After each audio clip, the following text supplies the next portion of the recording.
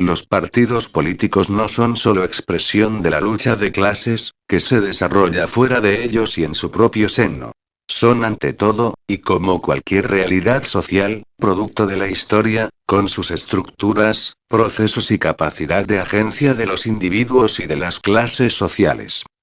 Cuando, en el otoño de 1964, un grupo de delegados lleva a cabo el proceso de unificación de los diferentes grupos marxistas-leninistas que acabarán dando lugar al PC-ML, confluyen a escala internacional el viraje de la URSS, hacia la coexistencia pacífica tras el 20 Congreso del PECUS, con la consiguiente oposición china, y las experiencias triunfantes de los pueblos dependientes contra el imperialismo en Cuba, Argelia, y, sobre todo, Vietnam, que devuelven al primer plano la lucha armada como instrumento revolucionario.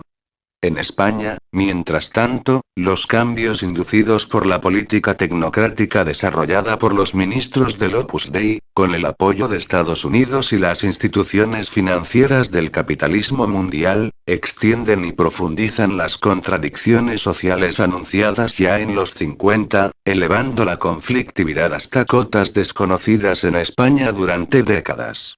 Es este hecho, ante todo, el que obliga a la dictadura a intentar legitimar su brutal régimen sobre nuevas bases, toda vez que la cultura de la victoria es ya incapaz de contener el descontento social, aunque, paradójicamente, para entonces el PC, ya se ha embarcado en su política de reconciliación nacional.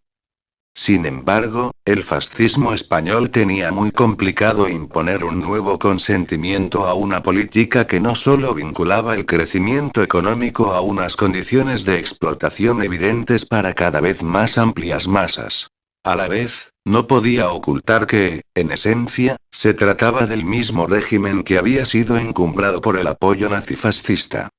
En 1965, la dictadura ha perdido la hegemonía en la universidad. A mediados de los 70, España será el país más conflictivo de una Europa sacudida por la crisis del petróleo de 1973. Es en este contexto en el que actúan las viejas y nuevas fuerzas políticas, y en el que nace nuestro partido.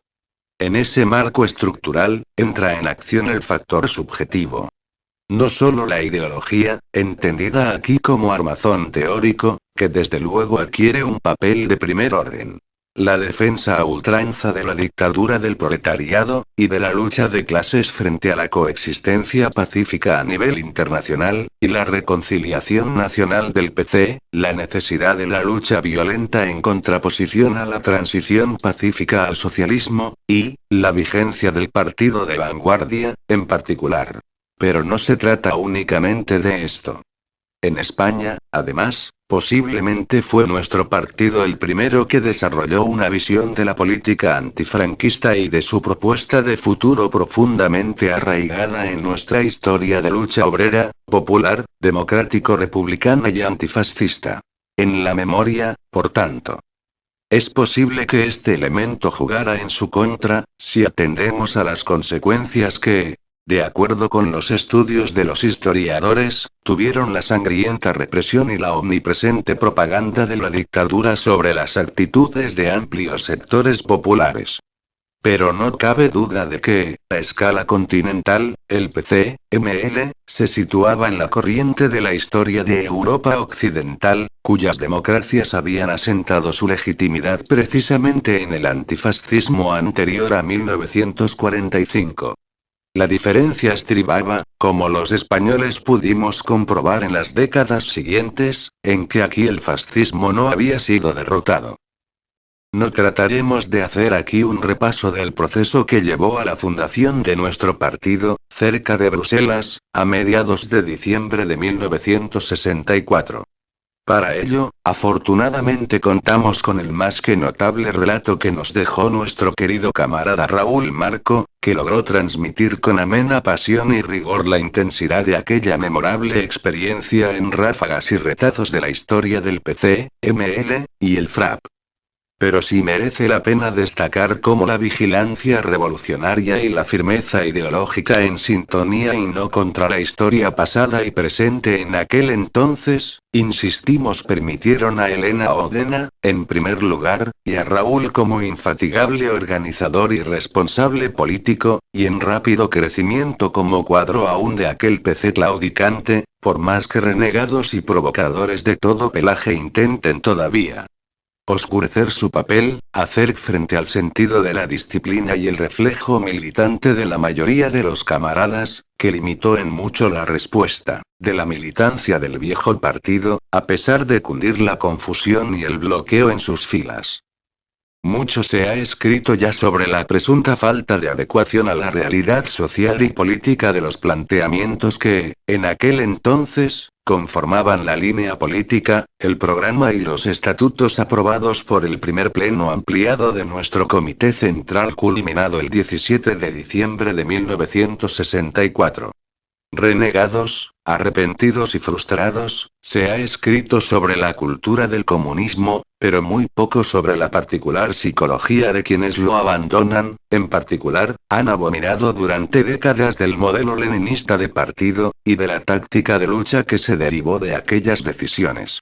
No obstante, cada vez más historiadores reconocen de nuevo el contexto histórico manda a la hora de hacerse preguntas, cuando el régimen continuista hace aguas por todas partes, la importancia que tuvo aquello que han dado en denominar como izquierda radical, la situada a la izquierda del PC. Ni más ni menos que hacer bascular la lucha hacia la ruptura, finalmente boicoteada, como sabemos, por un PSOE al servicio del imperialismo, y un PC ansioso de emular la política de sorpaso de los oportunistas italianos, al promover las luchas obreras y estudiantiles, y frustrar los intentos del personal franquista, con el inefable Suárez a la cabeza, de imponer una versión más dura de la transición democrática.